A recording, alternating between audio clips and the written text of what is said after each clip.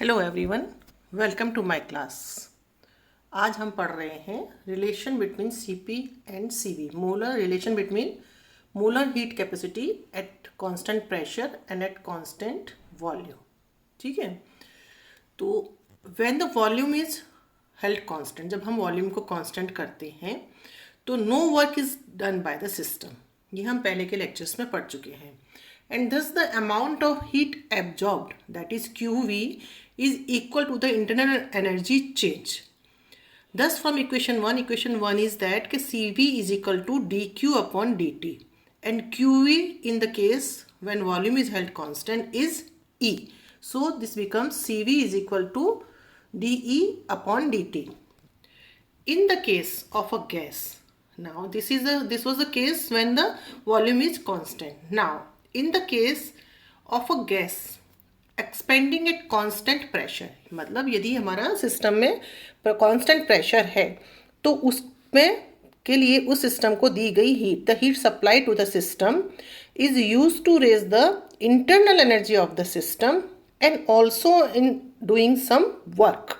यदि हम किसी भी सिस्टम पे जिसमें कि गैस एक्सपेंड हो रही है वो कांस्टेंट प्रेशर पे है तो उस सिस्टम को दी जाने वाली हीट किसके काम आती है? उस सिस्टम की इंटरनल एनर्जी को बढ़ाने में और कुछ कार्य करने के लिए। मतलब QP is equal to DH, QP is equal to DH। And from equation जो कि ये कह रहा है कि equation 2 that is CP is equal to DQP upon DT, that is equation 2। तो वही हमारी क्या हो जाएगी? QP का मान क्या है हमारा? DH। तो ये हो गया हमारा DH, तो CP is equal to DH upon T। Now ये होगी इक्वेशन 3 हमारी। इक्वेशन 3 तो हमारी होगी CV is equal to DE upon T। Equation 4 होगी हमारी CP is equal to DH upon DT। Now for an ideal gas system हम जानते हैं कि H is equal to E plus PV। तो हम इसको 4 में H का मान रखेंगे तो क्या हो जाएगा? ये H की जगह पर आ जाएगा हमारा E प्लस PV, और DH is equal to DH upon DT is equal to DE upon DT and DPV upon DT। तो इक्वेशन 3 तो हमारी हो गई CV is equal to DE upon DT। Equation 4 हमारी हो गई CP is equal to DH upon DT, और 5वीं होगी हमारी H में हमने जो मान रखा। तो ये हमारी 3, 4 एंड 5 इक्वेशंस है। नाउ फ्रॉम इक्वेशन 3, 4 एंड 5 जो हमने अभी पढ़ी, तो क्या हो गया उसमें? CP is equal to CV plus D, PV की जगह हमने मान रखा RT। तो CP is equal to CV plus D RT upon DT, और CP is equal to CV plus R। CV को इधर लेके चले गए हम, तो ये हो गया हमारा CP minus CV is equal to R। Hence the difference of molar heat capacity of a gas at constant pressure at constant volume is equal to the gas constant, जिसको कि हम मेयर इक्वेशन भी कहते हैं। This is the derivation जो कि आपके बहुत ज़्यादा पूछा जाता है कि derive CP minus CV is equal to R। अब यदि आपसे सिंपल ये लिखा जाता है कि derive CP minus CV is equal to R, तो जो अभी हमने किया वो डेरिवेशन भी कर सकते हैं, और जो हम आगे करने वाले हैं उसमें से कुछ भी एक कर सकते हैं।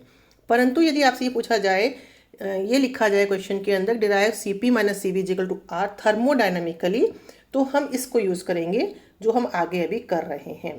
That is by using first law of thermodynamics we can establish relation between CP and CV। Now we know that E is a function of volume and temperature.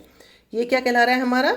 इसको हम पढ़ेंगे E is a function of volume and temperature.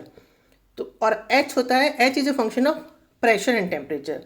तो अभी हम पढ़ रहे हैं E के बारे में, तो इसको हम पढ़ रहे हैं E is equal to function of volume and temperature. Now E is a state function. अब हम जानते हैं कि E is a state function, तो DE इसका कंप्लीट डिफरेंशिएशन क्या हो जाएगा? इसका कंप्लीट डिफरेंशिएशन हम इस तरीके से करेंगे कि पहले हमने वॉल्यूम को कांस्टेंट रखा और T के रेस्पेक्ट में E को डिफरेंशिएट किया। सेकंड केस के अंदर हम T को कांस्टेंट रखेंगे और E को हम V के रेस्पेक्ट में डिफरेंशिएट करेंगे, तो हमारी इक्वेशन आ जाएगी जो आपके सामने दिखाई दे रही है। That is DE is equal to delta E upon delta T at constant volume constant रखा हुआ है, टेम्परेचर के रेस्पेक्ट में डिफरेंशिएट किया है, इसमें टेम्परेचर कांस्टेंट रखा है और वॉल्यूम के रेस्पेक्ट में डिफरेंशिएट किया है। अब इस पूरी इक्वेशन को, जो हमारी ये इक्वेशन है, इसको हम dt से डिवाइड करें और p को कांस्टेंट रखें, तो ये हमारी इक्वेशन बन जाएगी del E upon del t at constant p। ये एज सच आ गया हमारा, ये अपॉन डिवाइड किया हमने dt से तो ये कैंसिल हो गया।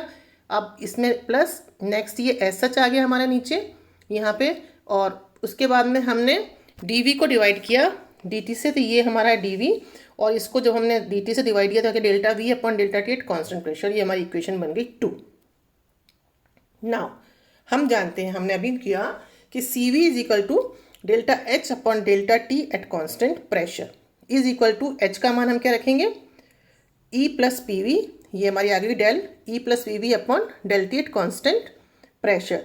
तो ये हमारी इक्वेशन क्या बन गई हमारी, CP is equal to delta E upon delta T P plus P, इसको पूरा हमने सॉल्व किया तो ये हमारी इक्वेशन 3 होगी। अब इक्वेशन 2 से del E upon del T का मान हम इक्वेशन 3 में रखेंगे, तो हमारा क्या हो रहा है, from equation 2 putting the value of del E upon del T at constant pressure in equation 3, हमें क्या मिल रहा है, CP इज इक्वल टू 2 से हमने मान रखा तो हमारे सामने ये इक्वेशन जो है आपके आई है, वो हमको पूरा मान मिलता है। अब हम इसको सॉल्व करेंगे। सॉल्व करने में हम देख रहे हैं कि लास्ट के 2 फंक्शंस में से हम कॉमन ले सकते हैं, दैट is delta V upon delta T हमने कॉमन लिया, और पीछे बचा क्या, del E upon del V at constant temperature plus P, और हम जानते हैं कि del E upon del T at constant V क्या है हमारा, CV। तो इस इक्वेशन के अंदर हमारा क्या हो गया, CP is equal to CV plus del V upon del T हमने कांस्टेंट लिया हुआ है, अंदर हमारा del V upon del E upon del V at constant temperature plus P। अब फॉर आइडियल गैसेज हम जानते हैं कि del E upon del V at constant temperature is equal to 0, that is with the help of Joule Thomson experiment, जिसको हम अभी आगे पढ़ेंगे। And we also know that PV is equal to RT, और V का इस तरीके से P का मान हम निकालना चाहेंगे, PV is equal to RT, तो V is equal to RT upon P, और कांस्टेंट प्रेशर पे क्या हो जाएगा, ये del V upon del T at constant pressure is equal to R upon P। तो इक्वेशन 4, इससे हम मान यदि इक्वेशन 4 में रखें तो हमें क्या मिलेगा, CP is equal to CV, ये मान हमारा del V upon del T का मान क्या है, R अपॉन P, इसका मान क्या है 0, तो CP is equal CV plus R upon P, 0 plus P से फिर इसको हम ओपन करेंगे तो हमारा क्या आ गया, CP is equal to CV plus R, और CP minus CV is equal to R, again CP minus CV is equal to R, Mayer equation. तो हमने आज 2 डेरिवेशन किए हैं CP minus CV is equal to R के। Accordingly you can write in the examination. यदि आपको कुछ नहीं स्पेसिफाई कर रहे हैं तो आप दोनों में से जो चाहें वो लिख सकते हैं, और यदि आपसे ये पूछा जाता है कि with the help of first law of thermodynamics, तो आप ये सेकेंड वाला करेंगे। Thank you so much.